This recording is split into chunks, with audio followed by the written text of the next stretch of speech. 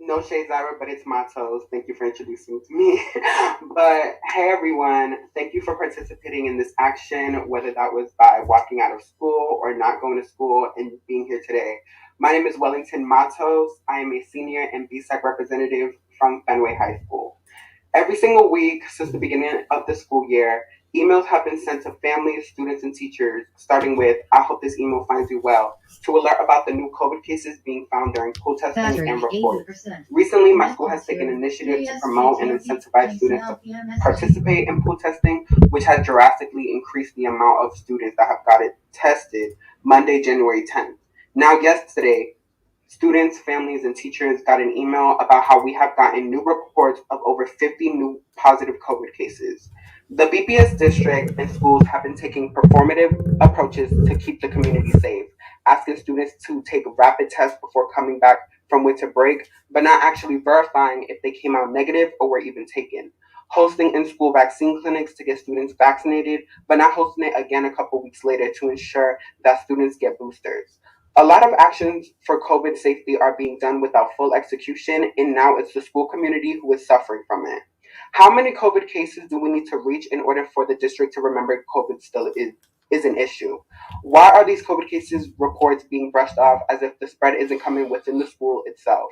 Why are we having to come to school while we are constantly learning about new COVID variants and rise of new cases every week? Students being expected to commit to a long day of engagement and learning in school buildings that are constantly reporting new COVID cases is just a setup. We are being set up to catch COVID in schools to then spread to the families and peers just to be able to get the letter grade we need on our report card.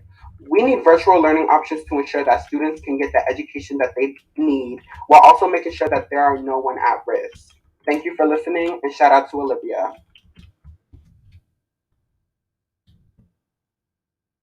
Thank you so much, Wellington, and sorry for the butchering of your last name. Next, we have Stacy Tran from Dearborn STEM. Hi everyone, my name is Stacy, and I hope you like my purple wig. It's really dear to me, and I hope that it inspires other people to also buy a purple wig. Um, but here's my testimony. COVID 19 is rapidly ravaging school infrastructures across the state. Every positive case proves the insidious impact the virus has had on our communities.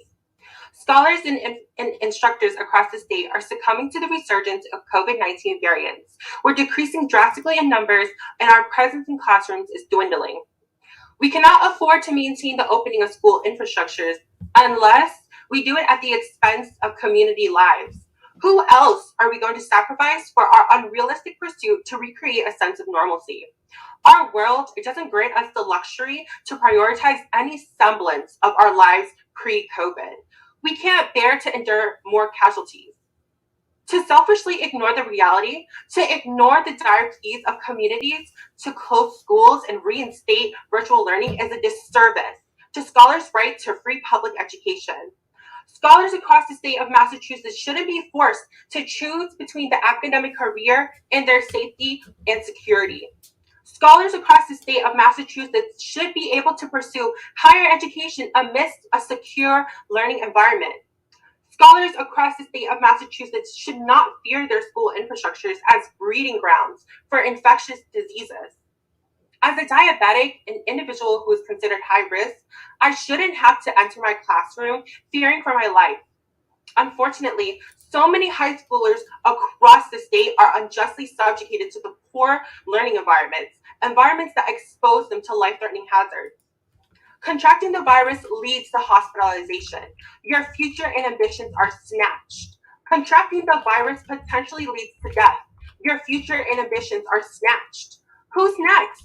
When I get hospitalized, who is going to be next? When I die, who's going to be next? Whose future and ambitions are we going to clip because we want to attend schools? This decision to push the state to close schools and reinstate virtual learning isn't something I resort to either. I have so many relationships, memories, and sentiments deeply embedded in my communities. Closing schools isn't something I particularly enjoy either. However, I'm making the decision to make my own sacrifices to benefit the collective, my community whom I love. I personally understand the safety and security of communities is a shared responsibility. With any relationship, it's important we acknowledge compromise to be the core of a thriving relationship. I'm publicly testifying before you to call on the state to close schools, reinstate virtual learning, and recognize virtual learning is an authentic alternative means to learn. Limiting our scholars to one way of learning is inherently exclusionary. We are the conversation, and so we control the rules. And that is my testimony. Thank you so much for taking your time and being here to listen. We really appreciate every single body's support to support our cause, because teachers and students should not have to die, succumb to COVID, get hospitalized, so on and so forth, to learn and to be able to express their love for one another in school infrastructures. Thank you. Thank you, Stacy, so much. Wig snatch, literally. Next, we have Josie from New Mission. Hello, everyone. So basically, my name is Josiana Colon, and I have been a New Mission student representative since 2019. As I always seem to say when I write a testimony, time and time again, there is a pushback that surrounds the community that is most affected. Teachers, students, and parents alike have vocalized their concerns and have voiced their grievances, and no one is listening. Although we have the ear of the district, that does not mean that their ears are connected to comprehension and advocacy. As much as one can say, we hear you, there seems to no longer feel the need to say, I will fight for you. The COVID-19 crisis came in 2020, and we are now in 2022. COVID began when I was a sophomore. Today, I am a senior. I will not claim that remote learning is easy and that I strived and learned my best within the virtual setting, but I will say in the time of surges, there has to be a push for action when it comes to having the choice to either go remote or in-person learning. I have fortunately balanced 3 jobs throughout COVID-19, 2 being considered essential. I'm not sure how ice cream scooping is essential, but it's considered essential, and a lot of people like ice cream, but they're essential. As a student, I recognize the responsibility I hold as an essential worker to keep my classmates, my teachers, and my family safe from the virus. But how will I be able to do this if every other day I am receiving a text that says, we're sharing that a COVID-19 case was reported today. The employee was last seen in said date. Though I'm not experiencing symptoms, do I take the risk and go to school and possibly expose those around me, or stay home and miss a class for credit that can ruin my senior grades? The choice comes down to one's own moral grounds. As a 17-year-old, I wish to go back to normalcy, but not at the cost of someone's grandparent, mother, father, sibling, or even their own. Though the constant argument appears to be that in 2 weeks' time we will go back to normal and less people will be sick, and that the only reason why we had so many teachers sick was because of the winter break that just passed. But the issue of the day is that we must be prepared for another surge. We must do something to alleviate the spread of COVID-19, and that is why, as an individual, I call for the option to feel safe, that which should already be an option, but it's not. The option to not have to prioritize health over your peers, over your grade. I call for push. I call for the superintendent to push for us, for the mayor to push for us. Staffing shortages are out of control. Kids are being put into classroom with substitutes and holding free periods. No learning is occurring. What about the kids who are at home quarantine as we speak? Do we know if they are receiving adequate education while being at home? Do we know if they have access to food support? Do we know if the students have access to mental health services? We do not, because it's not happening. Today alone, right before this webinar and right before the walkout, a whole class size was called over the intercom at New Mission. A whole class size was called for close contact. How much longer will we wait? How much longer will we stand and wait? Does someone have to die from COVID in order for us to shut down? We have not learned from the first surge that occurred 2 years ago. We should have had a lockdown and contained the virus. We should have, and we should have, and we could have done so. Many things better, and this is our second opportunity to prioritize the health of our community, and that is being taken for granted. We need a vision to be prepared. While developing this protest, I heard a constant opinion that surrounded that the use of this walkout became another excuse for kids to stay home. Currently, there are 363 and counting participants in the Zoom call, and some of the participants are in classrooms themselves. Students hold power, and delegitimizing the student voice without acknowledging the power we have in advocacy disregards all that we have pushed for. Students, teachers, and parents are the future, and we cannot continue putting their voice in the back of the room, but in the front line. Time and time again, just like how I started this testimony, Students voice their grievances and their voices are taken as ornaments to a tree that belongs to the media. This should not be another story to be covered in the media and forgotten by next week. Student voice is important and should be emphasized. And if you get anything from this webinar, I hope you understand the power of youth voice. And we will continue to push, and we will not stop until accountability and actions are amplified through our demands. So with that being said, that was my testimony, and this won't be the last time you hear from Bsac. Thank you. Thank you so much, Josie, and to all of the student speakers from Bsac. Your testimonies and your speeches, they are powerful, and we have power within our voices as students and the next future leaders. Up next, we have the Fran Costa speaker. I don't want to butcher your name, so can you just introduce yourself, please?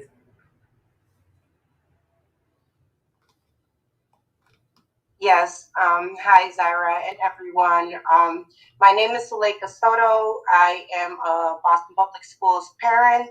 I graduated from Boston Public Schools, and I was also a youth organizer and leader at my time at BPS. So I just want to say I'm so glad to be here supporting you guys, and we stand with you. And so I am a parent organizer with Boston Education Justice Alliance. I am also with Families for COVID Safety. I have two students in BPS, one in elementary school, one in middle school. So Families for COVID Safety in Beja, we stand in solidarity with the students. And, I know that there's a lot of saying from, Baker and everyone, and we're seeing the wastewater go down, that there's a light at the end of this tunnel. But, BPS leaders, the city, DESE, the state may believe you've been doing a good job, but students, families, nurses, educators, and other staff are now at a time of crisis. In schools, students, educators, staff are all exposed to a surging virus. We've heard the worries here from the students, and we're going to hear some more from some other folks. Everyone has this fear of infection. There's visions of hospitals or long COVID or bringing disease home to immunocompromised relatives, right? And siblings are too young to be vaccinated sometimes. Out of school, students are racked with fears of sending, or parents are racked with fears of sending their precious children into virus-filled classrooms. I myself have kept my students home for the last 2 weeks just because I don't feel confident, just like you guys do, that all of the safety protocols that we could put in place have been put in place. And even when I do send them in, it's with a lot of fear. Not only for myself, my mother's here visiting from Dominican Republic, and it's just a very vulnerable time. So if you take a simple look at vaccination rates too by neighborhood, they vary. So, the inequities are very, very much there. And, the students that are being mostly impacted by this are you guys and our students, that are in our BIPOC communities, who have been mostly impacted by this, by this crazy COVID. So, we're broken by our daily decisions of whether or not to send our kids to, a school that's filled with COVID. We've heard from students and we heard from other folks, everyone's crowded in the cafeterias, without proper mask wearing. And when I hear these things, again, that's part of the reason why. And then we know that with staffing shortages and what's going on right now, how are these things being enforced? So I asked, how is this trauma the social emotional care anyone needs right now in the midst of the surging pandemic? We need, nurses are burnt out, and it shouldn't have to be this way. For months, we've been calling on Boston Public Schools, on city and state officials to take steps in every school, including enhanced ventilation, especially during meal times, right? Open up those windows, guarantee consistent pool testing, along with better plans. Like, where was the plan before school even reopened? I've heard some folks say that, maybe it's because students are going in sick, or they're choosing to go in sick, or parents are choosing to send in their kids sick. But right now it's like, we're damned if we do, we're damned if we don't. We know that when students are absent, there's also that part, which is the demand that you guys have, which is about the excused absences. We've heard of parents that are currently getting, and after this crazy pandemic, getting letters being threatened to be taken to court, when they're keeping their children home, when they're thinking about the other students in schools, and that's just crazy. We know of several schools that were supposed to do pool testing, but that doesn't happen, and then they might not even get the results. So again, we're sending in our kids into systems that are broken, into COVID filled schools. I know there's some people that like to think that COVID is not as transmissible, that it impacts students a little less, but that is BS. We're seeing it. We're seeing it in our house. The students are in fear. We are in fear. Nurses' offices are filled. And what we call on BPS and state officials is to take proactive steps to stop the spread of COVID in our schools and communities. We need that 2-week period, 2-week pause, that circuit breaker to learning, so that we can try to get either the systems that we need in place, or that we can get better PPE for the staff and our students, so that we can ensure that our children can go into a place that is safe, where they feel safe, where they a good learning environment, where their teachers feel safe, where the staff feels safe. So yeah, so I think that BPS and city officials really need to take a look at their what they're doing and what they're saying, right? They always say that every student and every family and every school, like, what about now? Like, right now we're calling on you guys to consider online learning official school days, ensure technology works well, ensure there's food, make sure that students have PEBT if we do go remote. There has to be proper PPE, and until that happens, again, I feel like we're going to continue to keep some of our students home again, because those systems are just not in place, and we need to make sure that school leaders and teachers are enforcing masks, that to make sure that those windows are open. Quarantining, there's so many things that are getting watered down, and again, this is a time of crisis. The time to fix this is now. So I am with you all, and I agree that and we know that this is not is not ideal, right?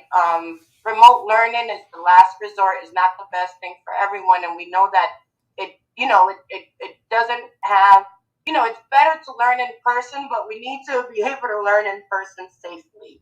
And until we can do that, I call for the schools to also, shut down for 2 weeks or even longer if you have to make sure that the proper systems are put in place. And sorry if I took too long, guys. Appreciate you guys having me here, and we're with you. And please let us know if we can continue to support you. And yeah, I kept my daughter home today as well, and she's logged in, just to make sure that that we know that youth voices matter, parents' voices matter, and these officials have to listen to us. They have to take us into consideration, and again, have our best interests at heart, especially students. That's what we're here for. So thank you so much for having this and speaking out. Thank you so much, Ms. Soto. It is important to have family and parents' voices, because without them, our students wouldn't be able to testify or even have the courage to go out and protest and walk out today. So we're supposed to have a teacher and a nurse speaker up next, but the nurse is administrating medicines and the teacher is still at school, so they're not able to come until 1 o'clock. So right now we'll be doing some Q&A, answering questions. So if you have any questions, put it down in the Q&A and we'll answer them, whether out loud or type them up. Thank you. Wind up the music, please. We would also like to remind everyone to stay respectful in the Q&A. That is the reasoning why we have turned off the chat and turned into Q&A from a couple of disrespectful comments, but it's all right. Just stay respectful, y'all.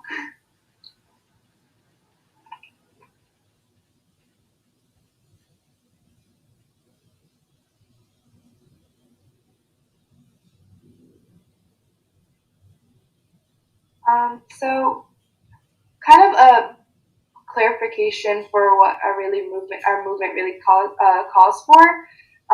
As you guys know, like, from the news, Mary Wu and the district have committed that if we have to, we will go into remote for the safety of our students. The issue really lies with the commissioner and the governor not taking in these remote days as official school days, which will in turn cause extended school year at the end of the school year for many kids. And that would be kind of ridiculous when you think about it. We're still learning on Zoom. We're still doing our tests. We're still doing our homework. We're still going to school and going to all our lectures and all of our classes. Yet those are not considered official school days.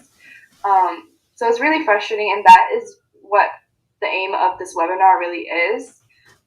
And we hope you guys can keep in mind that our target is really the commissioner, Desi, and the governor.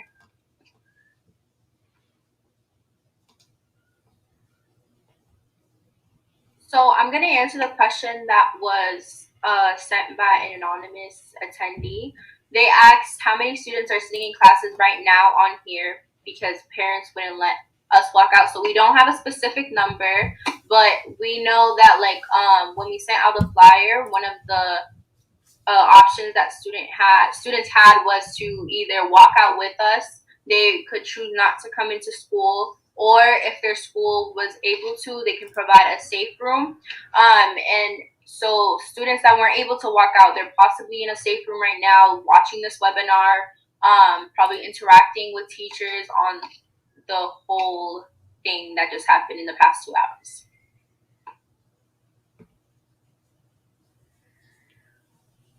I would also like to address some concerns about remote learning.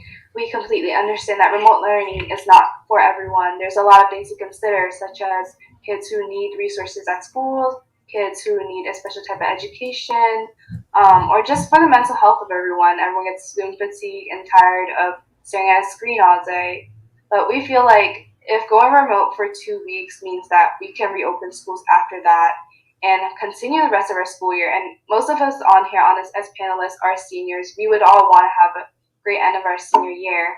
But we would rather take these 2 weeks off, let the surge die down, for everyone to be safe, get the proper equipment, get the proper resources for all our students and teachers, then have the surge rise up to a point where a lot of people are sick, a lot of people can't make it to school, and we would have to shut down schools remote for the rest of the school year. We feel like that is a better option for everyone involved, and we want to be able to have, our summer breaks as well if we go into remote as well. Josie? Yeah, I also wanted to mention in terms of remote learning, or the transition between going 2 weeks or whether or not it should even be an option.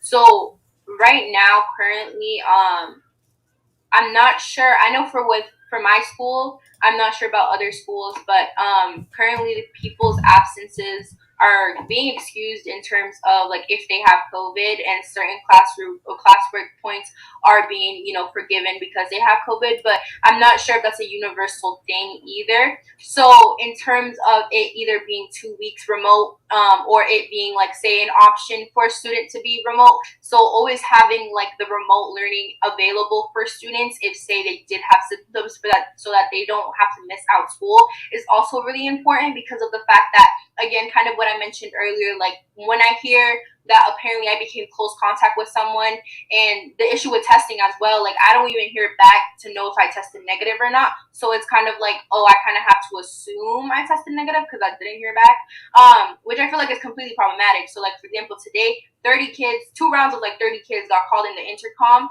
and I was one of those kids 2 days ago. I never heard back if I was positive or not. So I was okay, well, I'm gonna go back to class, but I don't know who else might be called in. But either way, they got sent home, and I don't think they were notified either. But yeah.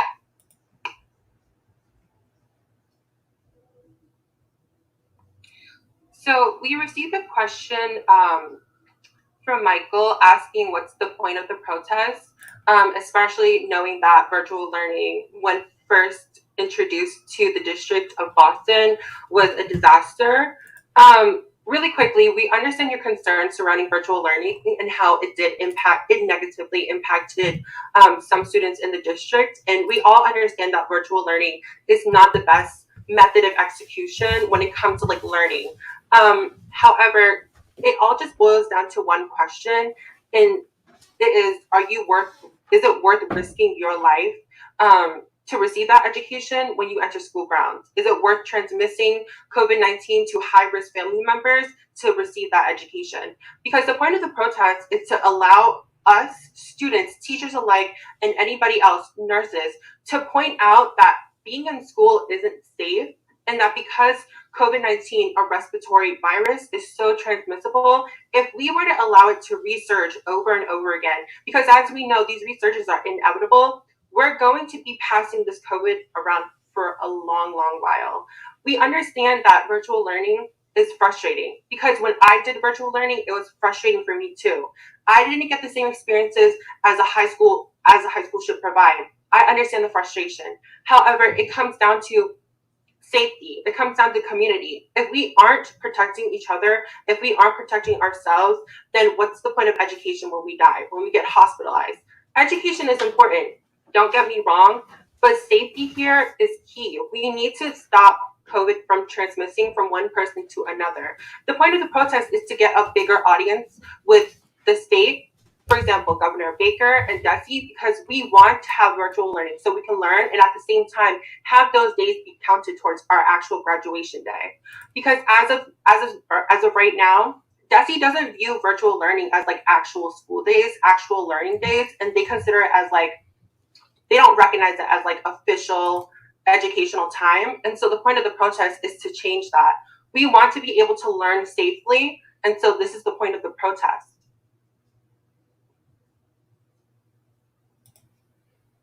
Thank you, Stacey, so much. Everything you said was valid. So a sixth grade teacher from Tech Boston Academy had asked how, well, she said, my students have other concerns about schools as well, and how can they advocate to Bsac, to have Bsac take on these issues?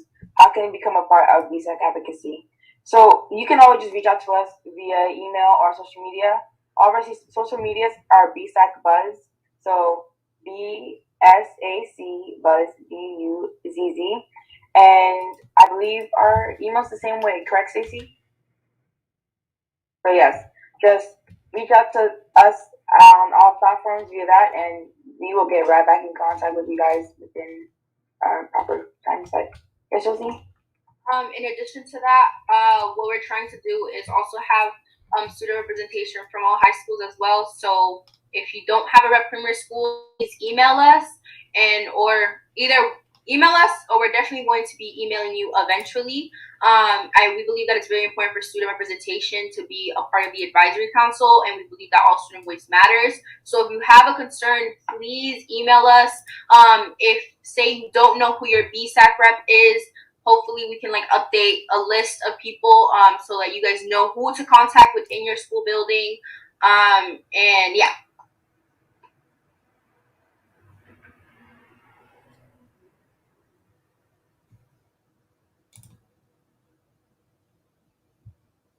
I would just like to answer a couple questions. This anonymous attendee said, I saw in your policy that you called for lunches in classrooms. How would that work specifically? So the issue that lies with lunchtime right now is that there are hundreds of kids in the cafeteria sitting right next to each other, unmasked and eating, and that's a huge safety risk. And in my school, it's around like maybe like 300 kids eating lunch at the same time, even if we're divided into the cafeteria, the auditorium, or the gyms. It's still extremely crowded and people are still next to each other, and that has been the cause of many of my peers and friends catching COVID from people who were COVID positive but did not know because of contact tracing not being quick enough, or students that did know that they had COVID and proceeded to go to school as well. So we are hoping that having lunches in set classrooms would cause more social distancing, and obviously for close contact tracing, it would be way easier. There have been people that have caught COVID that sit next to me, but I'm not contacted as a close contact, even though they have been sitting next to me the entire year during lunch, unmasked, eating lunch, and I could have been put at risk as well. But having lunches in classrooms or more more like widespread like rooms for students to have more of a safe space in, it would improve contact tracing as well and prevent further transmissions. Yeah.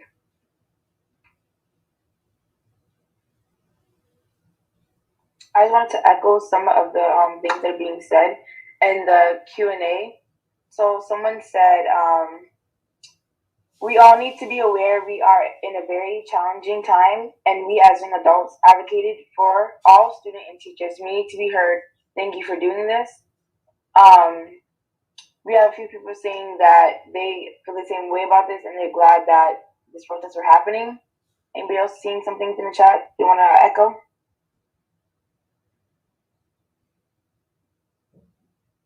Wait, sorry, repeat that last part. I was saying, is there anything else you see in the Q&A you want to echo or answer? Yeah, so an anonymous attendee asked, or this is what they said. They said, hello, I was wondering why one of the demands is not directed towards the access of school vaccination. I feel as though in terms of vaccination and demands can constantly change. In terms of, again, reaching out to your state officials and your local stakeholders, it's important for you to put what you believe is best in terms of what you think is best for the student body. If it's school vaccination, I feel like that is definitely should be a demand. And yeah, I know New Mission we used to have vaccination clinics, so definitely we should look more into that.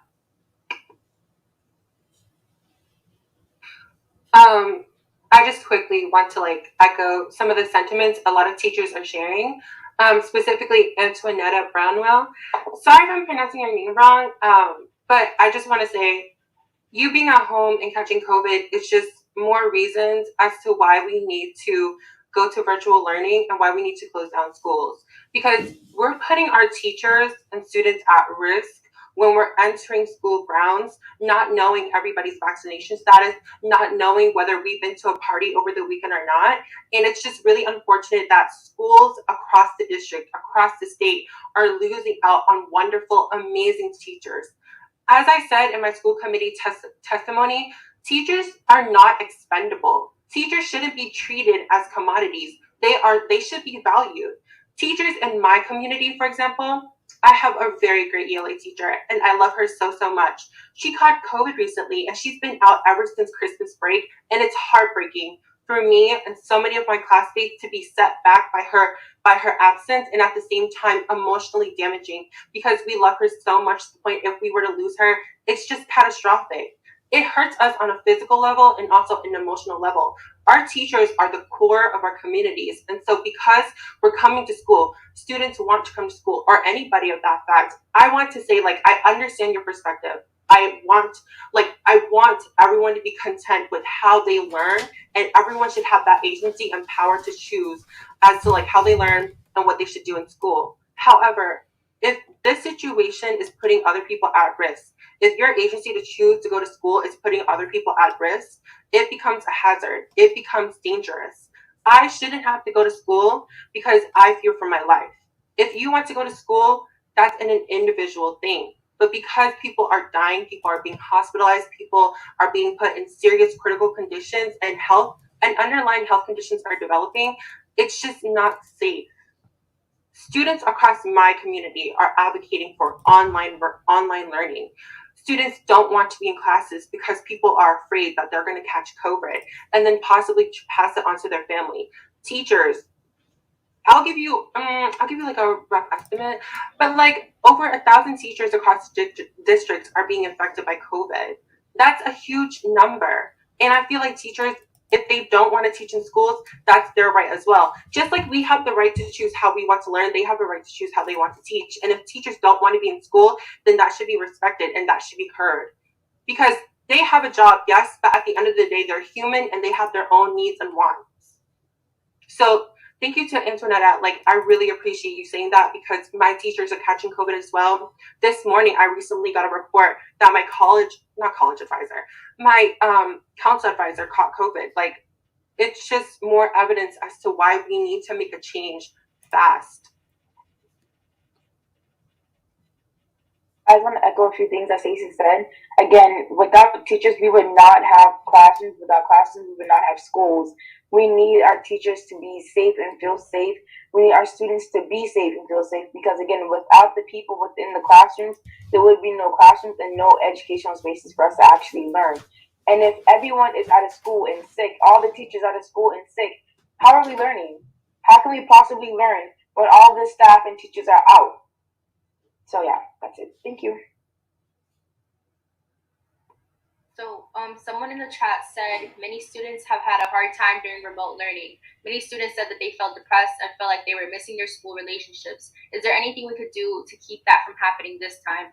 So, as a student who discovered how bad her depression was during the pandemic, I would say that things that definitely helped me as a student was, I want to say, the need, or I kind of want to say that there was like a vocalization of no longer having the pressure to, I don't know how to explain it. I know what really helped me was like teachers were understanding. Teachers were like, we're going through a pandemic, so it's like, if you're feeling overwhelmed, step away from the computer. It's understandable. So I feel like teachers being lenient, but also not too lenient, but lenient enough where your student even feels comfortable coming to you about, like, say, like their mental health is also really important. Reaching out to students and giving them mental health services as well. I'm not sure if, like, I don't know if someone can comment after this, but I'm not sure if during quarantine mental health services were even provided or, like, say, sent out to students, because I know I wasn't. Nobody contacted me in terms of that. But definitely, like, making sure that just giving out mental health services. And in terms of missing your school relationships, yeah, I miss a lot of my school relationships as well. I think in terms of like what we have to prioritize, we have to prioritize the health, and mental health is under the category of health, period. So definitely just creating more opportunities for that interaction. That's not in person for the time being because, but yeah. I would like to address some questions about vaccinations. We feel as if vaccinations are important, and as you all know, vaccinations do not make you immune to viruses, but rather lower the symptoms that you have and increases their survival rates and improves your overall experience, contrasting those who do not have vaccinations. We encourage people to get vaccinated as well. And we feel like teachers getting vaccinated is also important. However, not all students are vaccinated, and that is a big issue that is causing a rise in more students being out for longer due to symptoms being more ongoing and being worse than students that may be vaccinated. So it is important to get vaccinated. And another issue that lies with our system of managing COVID right now is not everyone is participating in pool testing. For students to participate in pool testing, parents would have to consent to it, and not everyone is signing up for pool testing, or students' families would sign them up for pool testings, and students themselves wouldn't go to the pool testing. So it's very important to encourage pool testing at our schools right now and make sure that everyone can keep everyone else around them safe.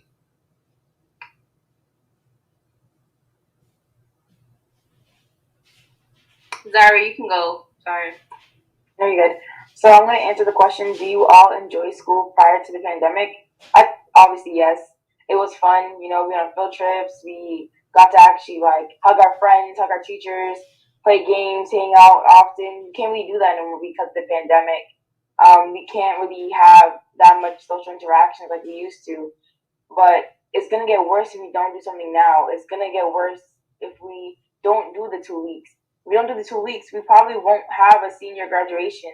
We probably won't be able to, take pictures with our friends outside with our diplomas and our caps and gowns. We're probably going to have a drive-through. We don't want that again. We really don't. We want to make sure that we have a safe environment for students, and so that we don't close the year all on Zoom.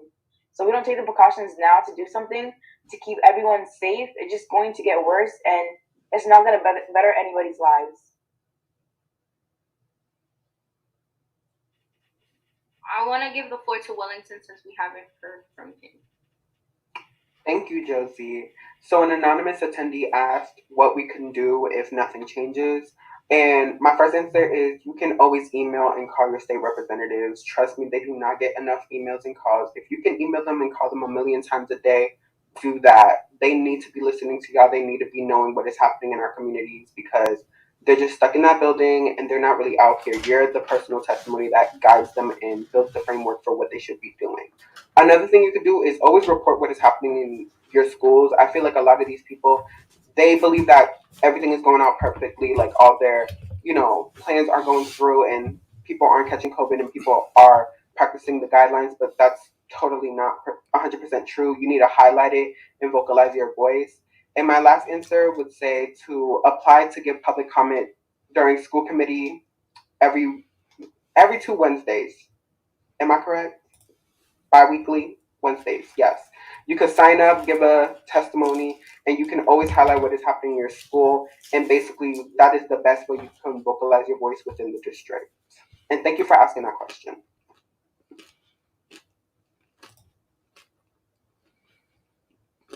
Okay, Stacey, I will go. Okay, so an anonymous attendee said, I'm all for this, but I see a lot of students wearing masks incorrectly every day. For all this to be most effective, do you all agree that students need to work on that as well?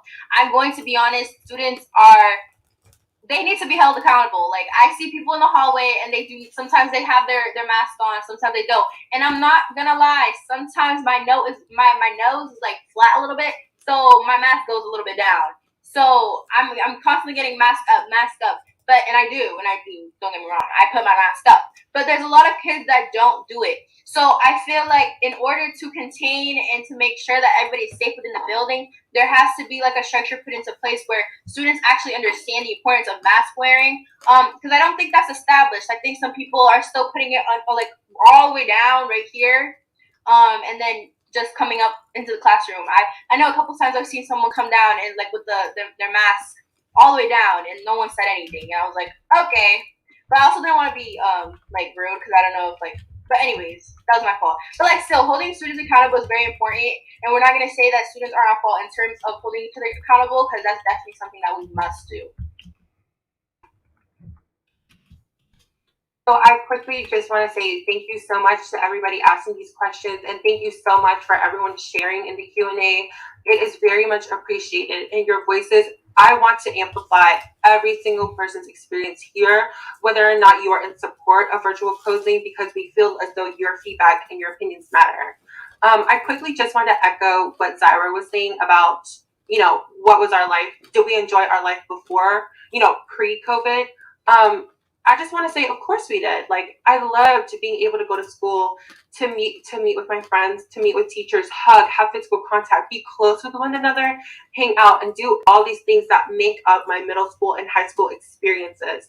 Because we should be enjoying our youth. We should be enjoying our lives as, minors, children. We should be doing the things that make us happy. It's just harder considering that this is post-COVID, where the world that we currently live in does not grant us that luxury anymore. Just like I said in my personal testimony earlier, how many more people are we willing to sacrifice in order to create that resemblance pre-COVID? Because we try our hardest to make things normal again, to go back to where the world was before, but we know we can't. It's not possible anymore. The way that we've been living, it's completely went a whole another 180. The way that we live now, it's our new way of life. And I feel like as a community, as humans together, we should be able to adapt and live to the best life we can. Because I understand like people's fear about like not going back to virtual learning means that we can't have what we used to have in high school. I understand that. But are we willing to risk another person's life because of our own wants? It's just harder because we have to be mindful of like our individual decisions and our individual impacts can lead to a whole array of problems. Because I want to be in school as much as you do. I want to be with my teachers as much as you do. But again, as I already established, being safe within communities is a shared responsibility. we have, like Josie said, we have to put each other at a standard and where we hold each other accountable so we can protect one another. A shared responsibility is something that's crucial and vital to any relationship, any thriving relationship. I make my own sacrifices because I want to protect the community I love. Sometimes it's necessary to compromise because being in a relationship, you must compromise. Um, I just quickly wanted to echo what Zyra was saying, and also to just what Josie was saying. Um, so yeah. Sorry. I wanted to answer Steve Liu. Hopefully I did not like butcher your last name. But they said great work on this, folks. Totally stand in support of districts having more options available during these times. Very proud of those of you who I've known personally. Curious, were any of you initially on the fence about having more remote learning, and how did you change your mind to be in this favor? So, like I've been mentioning, before COVID, I was I think like a straight A student with some B's in there. And then once quarantine hit, I was almost a BC student. I had my first F in like ever in one of my classes. And that definitely took a very like a huge emotional toll for me. And I was like, only solely because I definitely work better in person, because I feel like once I'm closer to the teacher, I have a better way. I guess a better, what's the word? My learning process is just better because I pay attention more, and I usually lose focus at home. And I was like definitely coming into school year, I was like, yep, we're in person now, we're good, everything's fine. And if we're going in remote, I'm anti that. But knowing that there is a huge surge, and then having the past couple of weeks after winter break, like having subs in some of my classes, and having like 4 free periods, or some kids, like not some kids, but also hearing my close friends getting COVID, it really felt unsafe. And I said, okay, so now again, this is where my moral options kind of, or my moral standpoint kind of puts into place. Am I choosing my leisure, my, I guess, in terms of my school happiness, my interaction within that school setting, or am I going to allow, like, I guess, COVID to continue becoming worse? So it was like between those two options. So knowing that we've kind of been pushing for either 2 weeks virtual, or at least having the choice, knowing that, for example, the Curly K through 8, I believe they had 10 days virtual, and none of those 10 days counted as official days. And hearing that, I was like, yeah, no, something has to be done about that as well. So that's how my opinion kind of shifted as well.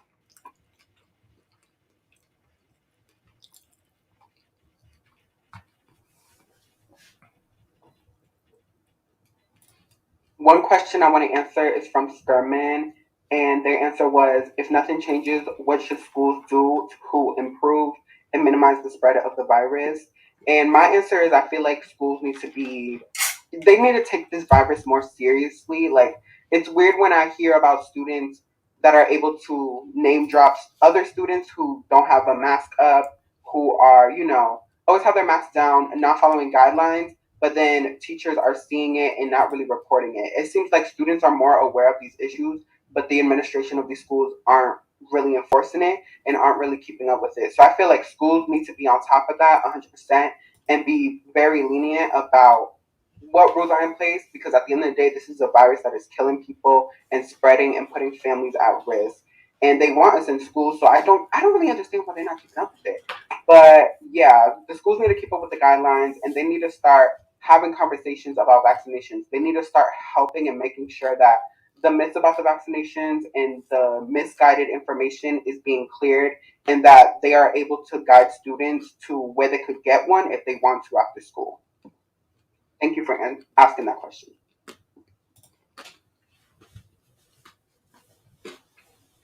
So I quickly just want to answer a question that was posed by Jakai Nelson. Sorry if I pronounced your first name wrong. But Jakai asked, what supports and ideas do you have for students that cannot learn effectively in the online learning space? And I'm just going to be using my statements as I can speak for myself. So when virtual learning was first introduced in the district, it was really hard for me to adjust because everything went to Google Classroom, which I couldn't really navigate because I've never been familiarized familiar with Google Classroom, and so I had to familiarize myself. I think when it comes to virtual learning, it really just has to do with like self-discipline, and it has to do with like holding yourself to a certain standard. Because if you want to succeed, you have to invest the same amount of time and effort as teachers do in their curriculum to help you be successful. When I first started doing virtual learning, I would struggle so hard just being able to like keep my eyes open and being awake, because virtual learning wasn't engaging. And it's okay that it wasn't engaging, but I know that this education would better me. And so I started focusing on ways that I could improve the learning myself. I added personal aspects to the learning that made it more comfortable and more amusing for me. If anything, I try to be adaptable and find different ways to incorporate myself into the curriculum, to incorporate myself in like ways and how I learn. So I think the point is like when you're in a virtual learning space and it's not as engaging, or it's just harder to do or harder to learn, you have to find first you have to have self-discipline, and then the second is you have to adapt. I think in any given scenario in the real world in your life, you have to have that ability to adapt. So that would be just like my tip on like how to like deal with like virtual learning. I just wanted to add on to that point. I know personally when we transitioned into hybrid, I worked my best, or like just like being in school in terms of like that hybrid setting. There was maybe like 5 kids in a class, and we all practiced social distancing. And the teacher would be in the classroom, just on Zoom as well, and just doing the lesson. I found myself holding myself accountable to doing my schoolwork when I was in the class. And this is the controversial thing, because how I dealt with it was that how I dealt with virtual learning when I learned that my room was not the space for me, and given my I guess my own family circumstances, I had to go to the library, not the library, because the library was definitely closed during that time. But I had to go to like coffee shops and like just sit there because I couldn't hold myself accountable in that sense. I think methods that are very useful in terms of focusing for me, fidget toys are cool. Having a little Padlet on the right next to your computer, writing is always nice. Yeah. Wait, I wanted to answer a question, but if someone else has to say something, Just slay, Josie, slay. Wait, I can't find her. Hold on, 1 second, guys. Someone fill the void, though. So Wellington, how's your day? Ooh, the way he's unmuted. My day is really good, really, really good, really good. But I will currently answer one of the questions I see in the chat. So this is from Altani, and their question is, do you think that a punishment should be put in place pretty much for people who are not vaccinated? And if we believe that non-vaccinated people should be attending schools?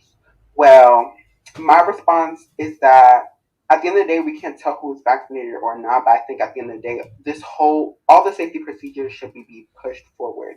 We need to emphasize the importance and the impact that taking these procedures, getting vaccinated, wearing your mask up, should be. Like, we need to acknowledge that you're going to get people's family sick, you're going to get their friends sick, people are going to have a long-term, long life-lasting effects, and we need to make sure the school administration, the students, teachers, parents are acknowledging what is happening when they do not follow these mandates, and how vaccinations will help, keep the virus safe, make sure that we are protected.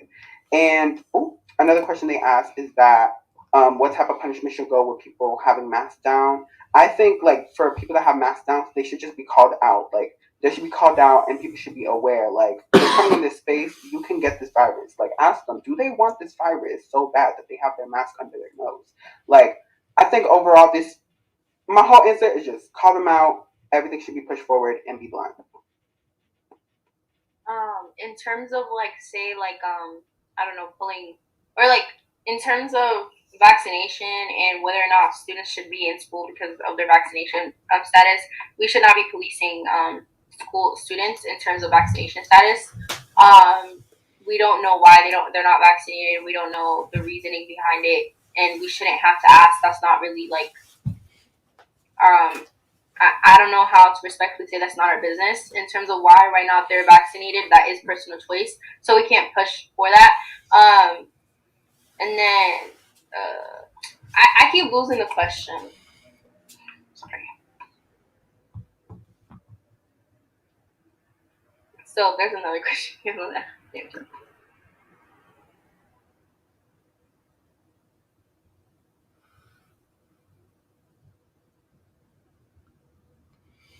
Like Stacey, if you have a question.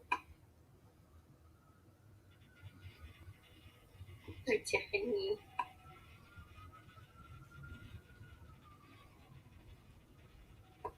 I will clear the silence and just say thank you for the 300 plus people that are in this webinar today. Thank you for participating. Thank you for being here, and thank you for supporting us in the chat, the Q&A section, everything. This is very helpful, and I hope that you all will continue to push this work and this advocacy further after this webinar ends.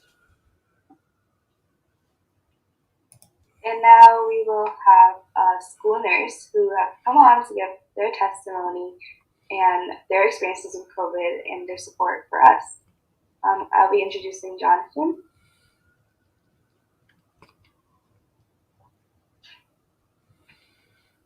Hi, good morning. Can you hear me?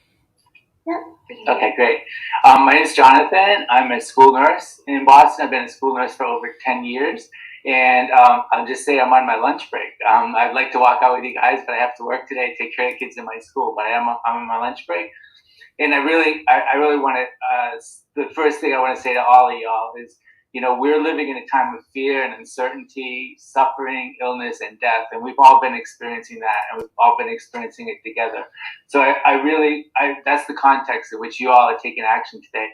And I'm so proud to work in Boston Public Schools when students take this kind of action. And because it can be, I know for us nurses, for everybody, it can be overwhelming.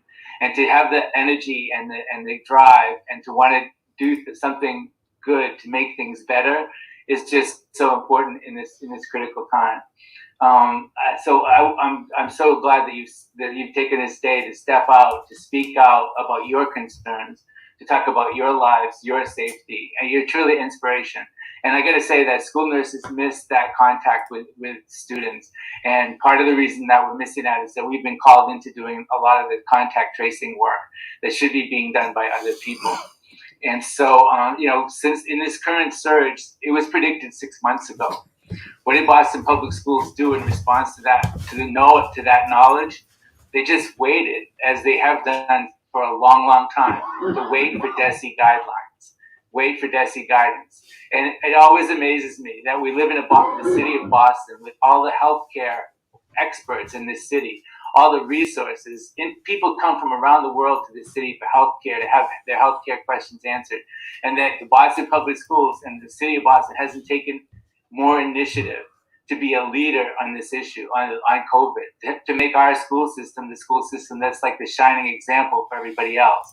And I'm always disappointed that Boston Public Schools has let us down repeatedly by just waiting for DESE guidance. And now, we see where that's taken us. This recent surge is just like something we have never seen before, and nurses have been forced by this kind of lack of planning in district and by DESE to be doing things that we shouldn't even be doing, jobs that we shouldn't even be doing, but nobody else is doing it. And I want to bring in a few other nurse voices into this conversation, other people that couldn't be here today, just to let you all know how difficult it has been for nurses and the kind of bind we're caught in. This is from a nurse early in December. Healthcare IT, and Healthcare IT is the group is being paid to do the contact tracing in our schools. They did one case at my school. This is another nurse's words. And never again will they be used. I gave them a list of close contacts and all the phone numbers, student IDs at 3 p.m. on a Monday. On Tuesday, none of the families had heard anything, and test and stay was not implemented. Tuesday at 5 p.m., still no phone call to parents. When I called 3 times in a row, somebody finally answered and said the people at the call center have no access to the email. Therefore, I had to give them all the information over the phone again. By 7 p.m., my cell phone and email was being flooded because healthcare IT wasn't making phone calls and explaining the situation to parents. They just sent an email telling them that their student couldn't go to school the next day with no explanation. Another nurse wrote in mid-December, "We have an influx of cases in our schools, and positive cases come with an overwhelming amount of close contacts. I'm still under the impression that healthcare IT is supposed to be doing contact tracing, but they're not doing it." And later in that same letter that nurse wrote, "This morning I get to school. Staff is already a skeleton crew. And then I find out that many of the students who should have been contacted by healthcare IT haven't been still. And if they have, they don't understand the guidance they've been given. Many of the students who should not be in school show up in school.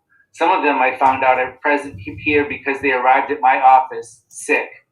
Others we found out because I spent 3 hours looking through all of their records to find out who is test and stay eligible, who is vaccinated, who can stay, and who can go. Those who had to go were separated from other students and sent home. I called CIC to ask if they'd been notified about test and stay at my school, and they reported to me that they hadn't heard anything. I called to follow up with healthcare IT about the cases, about why this is happening, and they're unable to provide me with an answer as to why. Cases in Massachusetts are rising naturally, so the cases in our student populations, regardless of vaccination status. We need to figure out a solution, and it needs to involve more people who are able to perform the functions of their roles. And the icing on the cake is that we being school nurses aren't being compensated for it. Someone else is, and it's not even being done. Another nurse wrote, "We have to find a better way. If they haven't done contact tracing at BPS, then none of our other city efforts will matter, as the outbreaks at school will have a deep impact on the rest of the city." And finally, I just want to write a couple other nurses. "I just don't see how this is sustainable." And another nurse, I'm just so beyond overwhelmed. School nurses are being asked to do way more than what our job entails, and also taking away from our job. It puts us in what we call a moral and ethical dilemma that we shouldn't be in. And it's all because of lack of planning, lack of resources, lack of focus.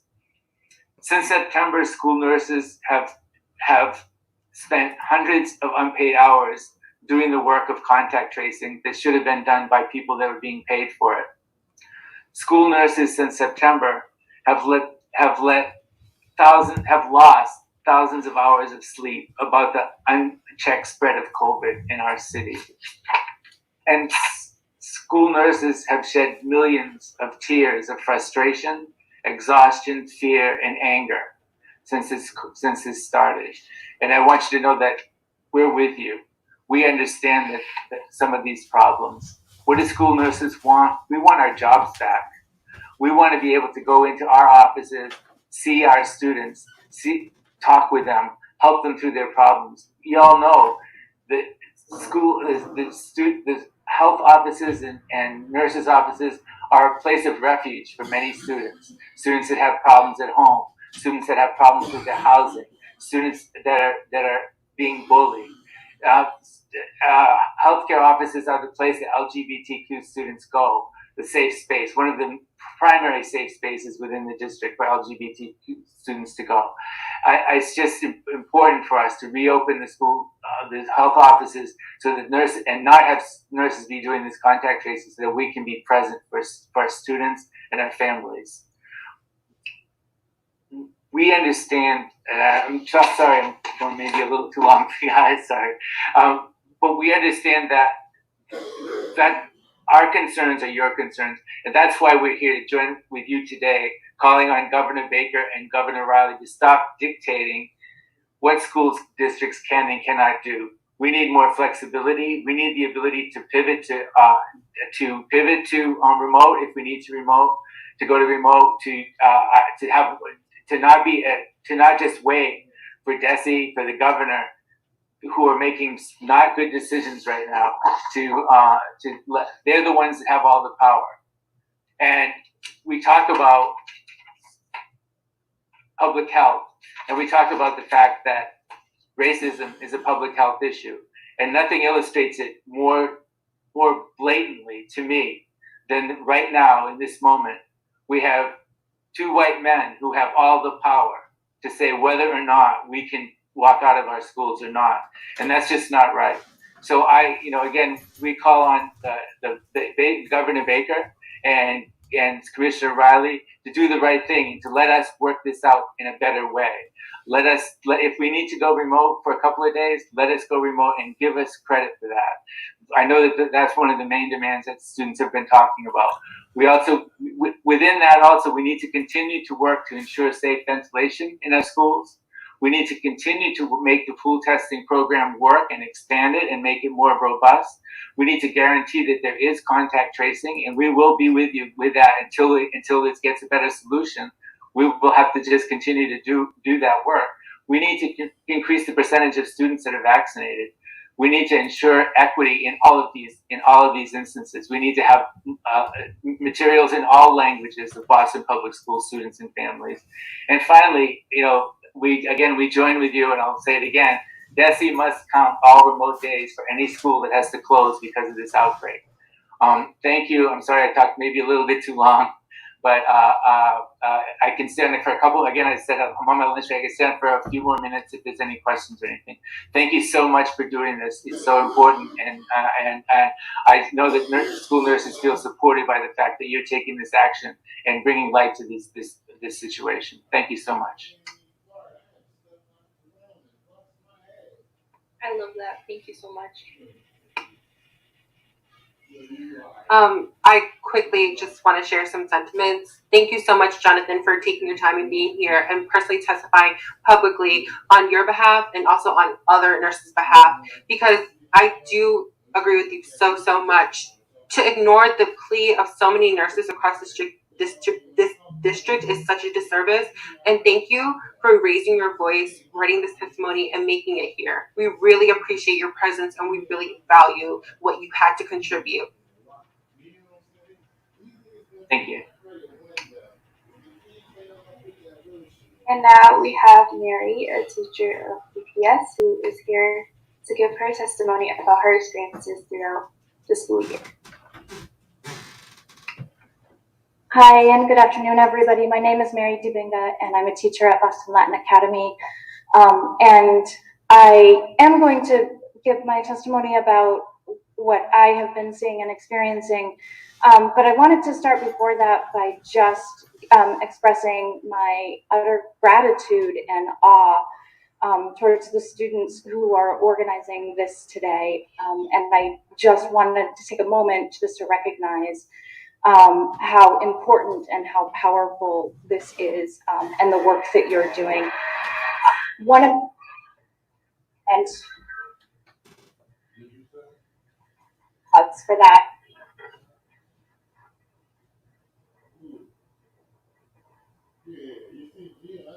I may even have to move. Give me one moment, let me.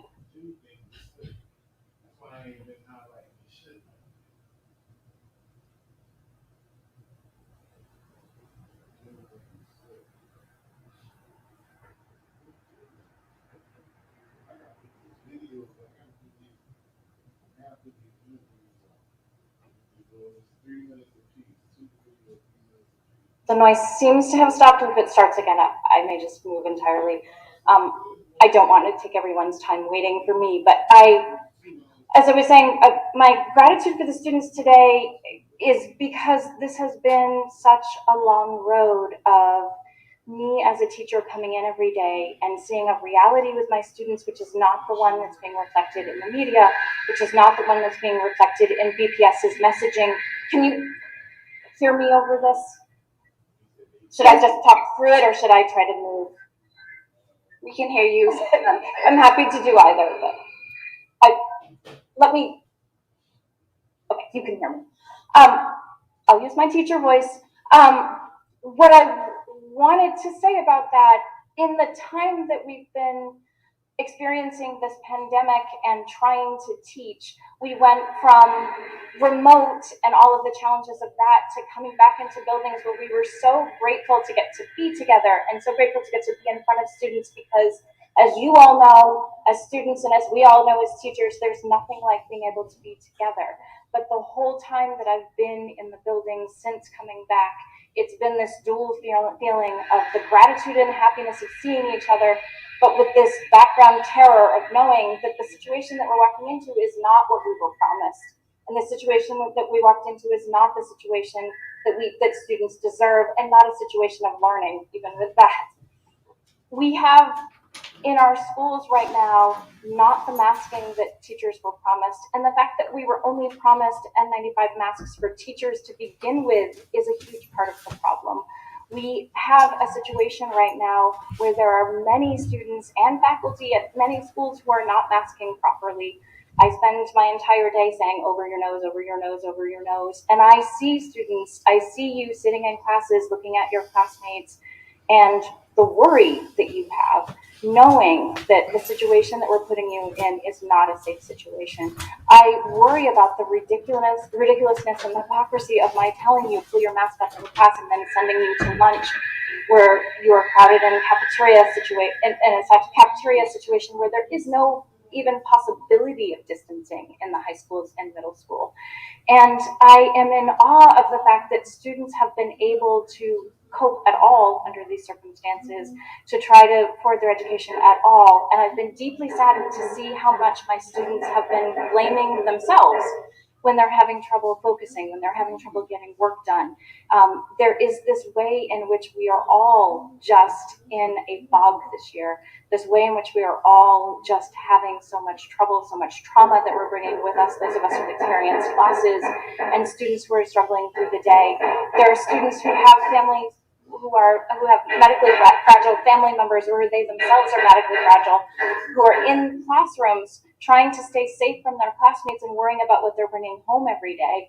And I don't know how you learn under that stress. It is very hard to teach under that stress. It's very hard when the messaging that we're getting is constantly telling us something that is the opposite of the reality that we're seeing. When we see press releases that are saying that there are tents for students to eat outside under, and our students are being told stay in the cafeteria.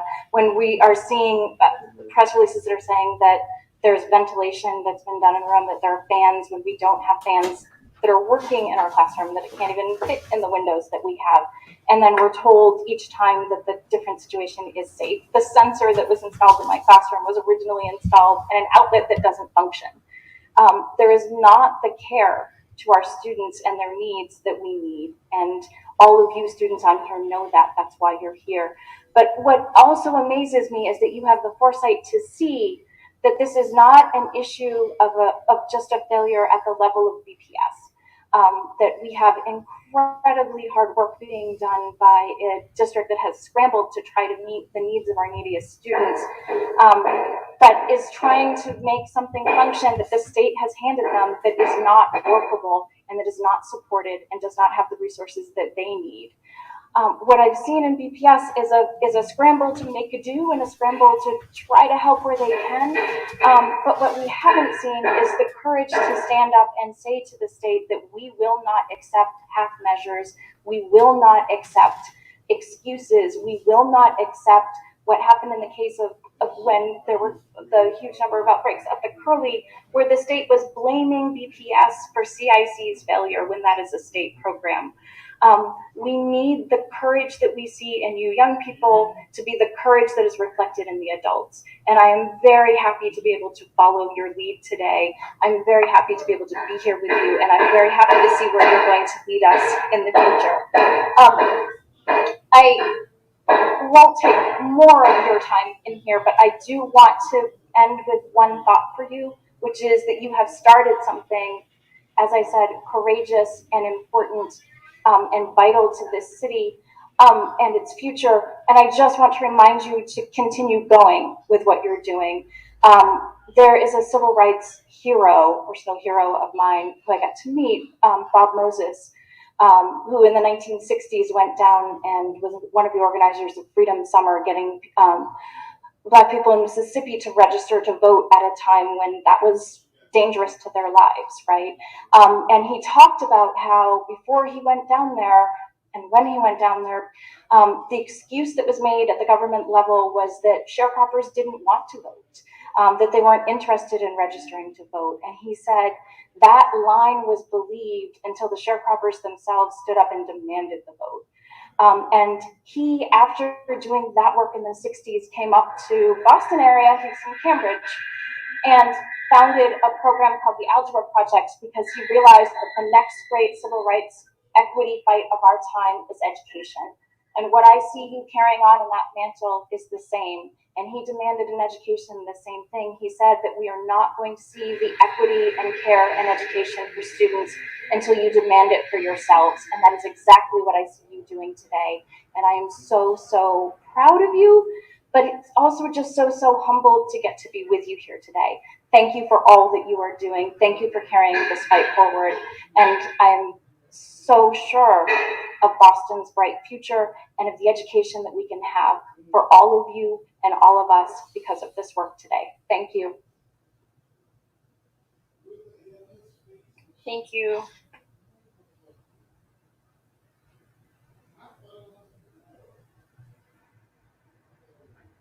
Thank you so much for Mary and Jonathan for your testimonies. It was extremely powerful to hear from staff and teachers and people who are also affected, not only students in this movement as well. And now we will be moving on to our public comment section. We have sent out a link prior to this webinar for a sign up for public comment. And as you guys know, from the school committee, public comments are limited to 2 minutes to ensure everybody gets the time to speak and gets that space to themselves. I will call on the first couple of people and you would get to go for 2 minutes. We will time it and we will remind you 20 seconds before your time ends, and we'll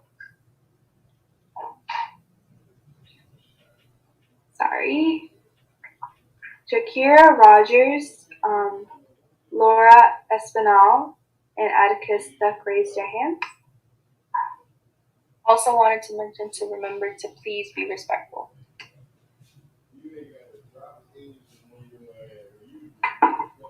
Hi, everyone. Hi, so nice to see everyone. My name is Shakira Rogers, and I'm with Massachusetts Advocates for Children, also known as MAC. And I serve as a program lead for MAC's Racial Equity and Access Program. I first wanted to acknowledge the advocacy of your group. The ability to come together and organize during this time and under these circumstances is not easy. Your advocacy is powerful, and I'm thankful to have the opportunity to witness and experience it. So thank you. And I'm here in support of this equity issue. I believe that unsafe schools reinforce educational inequities and worsen various existing disparities.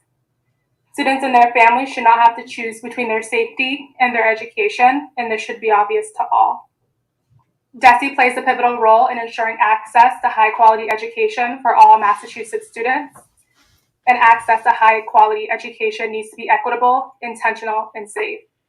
If DESE truly works to advance equity, they need to listen to the most impacted, such as BPS students, families, nurses, and staff. I fully support the demands made by your group, and I would like to thank you for your advocacy and hope that DESE and other key decision makers respond favorably to these demands. Thank you.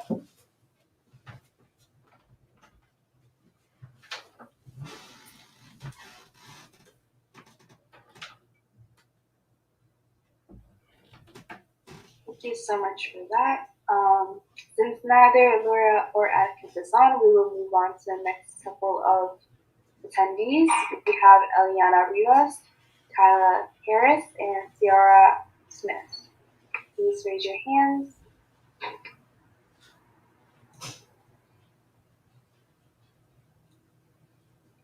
Hi guys, I'm Kyla and I'm in 10th grade at Boston Prep, and although I'm not exactly under Boston Public Schools, I'd say, but I do follow what you guys are doing at my school, and I just want to say I really support you guys and everything you're doing, and I really, really thank you from the bottom of my heart. I didn't think it was even possible to advocate for something like this because for a while, I really did know that we do need to close schools. Like, I have a sick sister and a sick grandmother, and I didn't want to, like, get them sick by going to school. But, you know, like, I'm glad I can be a part of this, and I just wanted to really say thank you. And I know everyone at my school who's here right now and listening, they thank you as well.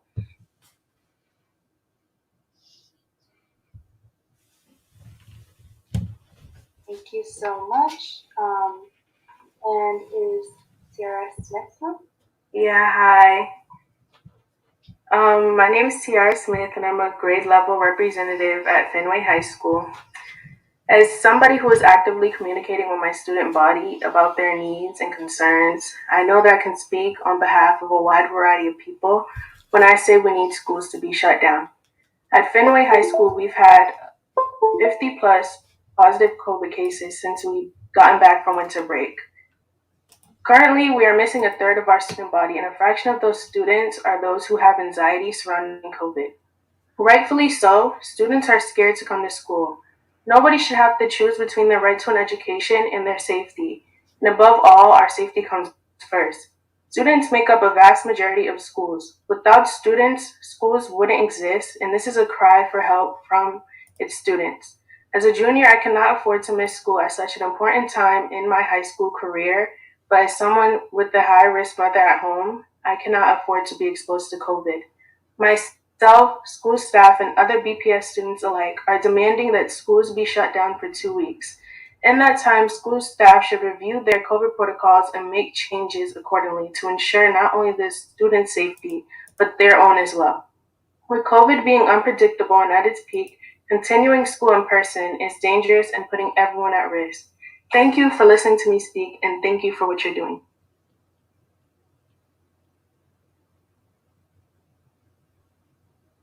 Thank you so much. That was amazing. And that seems to be everyone that signed up for our public comment. We have a couple of others who may want to speak, teachers as well. Antonetta Brownell, who have volunteered in the chat. Would you like to come on and give your testimony as a teacher?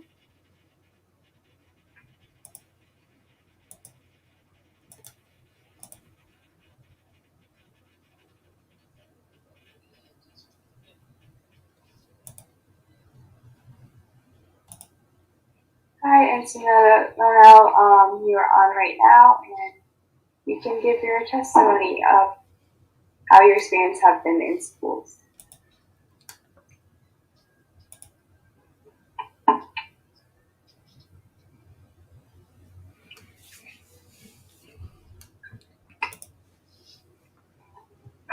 We're running some technical difficulties.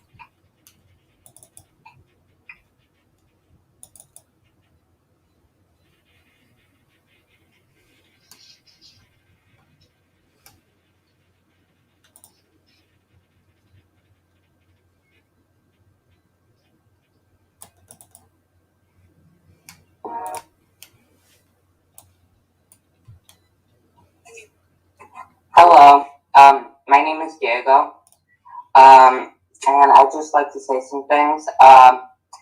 Anyway, so I go to Boston Arts Academy, and COVID, as we all know, has been on the rise, and it's been pretty unpredictable. I mean, technically it's waning, not really. Numbers, I mean, that doesn't matter though, because it's still very high, and it is out of control, and we need to do something about it, and I'm glad that we're all doing this, and I would like to say thank you, especially considering I have family who is both high risk and also experiencing long COVID. Shout outs to everybody in the chat. Appreciate y'all hanging in there. I want to conclude this, but I was trying to go live on this a couple hours ago at the Walkout, ladies and gentlemen. Something happened to my stream. Stream just cut out, so I was able to use my other phone and get some footage, so I want to show you guys that now.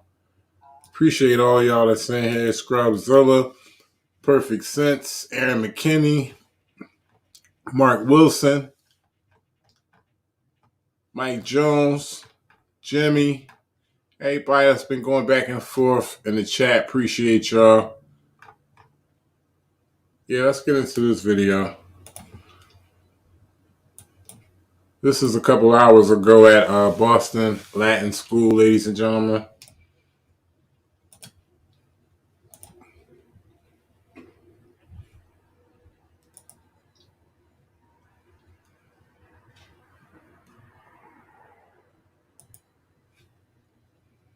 Give me 1 second, fix the audio on it.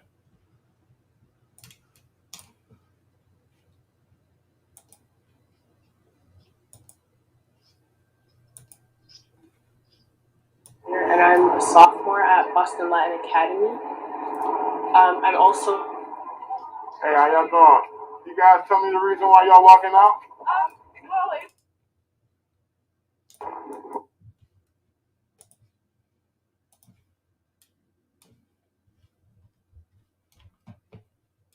All right, here we go. This is a treat for y'all, for everybody that hung in.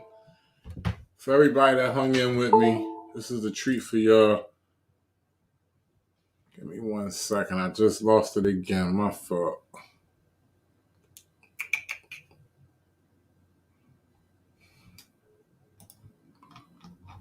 Like I said, it's a little treat for y'all for for hanging in with the listening to the kids who did they walkout earlier. You know, the kids, they need a voice too, so there's also, room for them to be heard on my platform as well.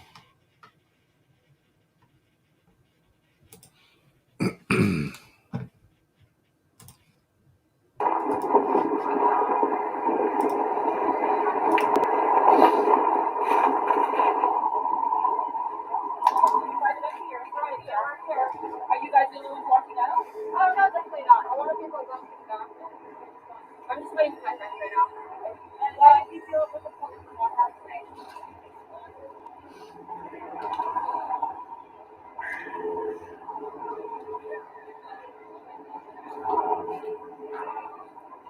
Hey, how y'all doing? You guys tell me the reason why y'all walking out? Well, it's just the conditions right now aren't as safe as we would like them to be, and we think that the conditions could be improved. And so we just like the Boston Public Schools and the state to take notice of that and to change the policies right now. How could they be improved? Why do you feel unsafe? Well, there are multiple teachers that are out, and we have to be pushed into the dining hall and auditorium, and we're already not really learning as much because it's so many people are out that we should at least have an option to be online in some ways. Is there a chance that teachers are affecting students? What was that? Is there a chance that teachers are affecting students with the virus? I am not sure. I don't know. No? Okay. I mean, everyone has potential to be infecting anyone. Uh-huh. Why do you not feel safe in school? I don't feel safe because it's just like we're kind of get the cramped building. Like in the morning, we have like stay in the dining hall, and it's super crowded every single day, basically. So that's a very unsafe to be so close to like possibly a host, Are there teachers in all the classrooms or no? Some of them no. Like I was missing like 3 teachers last week. Yeah. So you want the option to stay home and learn for a couple of weeks? Yes, that's what I was thinking, because I think the way things are now is pretty insane. You just want to put a pause for a little bit. Yeah, just a short pause. Nothing like too long, nothing like last year. Do you mean a pause with just being safe from the virus? Wait, do you mean a pause, or do you just want to be safe from the virus? I want to be safe from the virus personally. I have like my mom is immunocompromised, Right. So I definitely prefer to be like. So not a pause, just being safe, right? Yeah, just being safe. But right.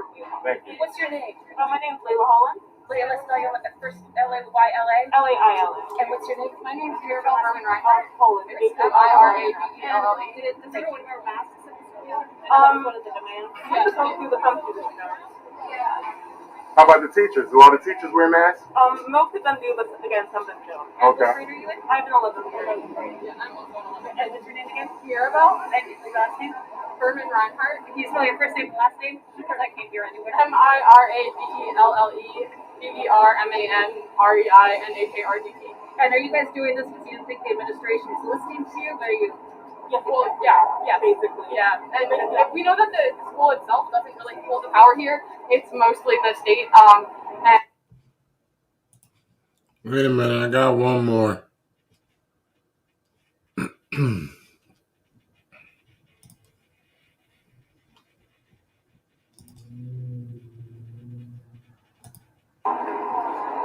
well, I think it's just important that all the huge spike in COVID be acknowledged, and that students are not able to learn as well with all of these absences at the moment. So just to consider all of the different elements, and we know there's a lot to consider, so it's not an easy decision, but that at the moment it is not safe.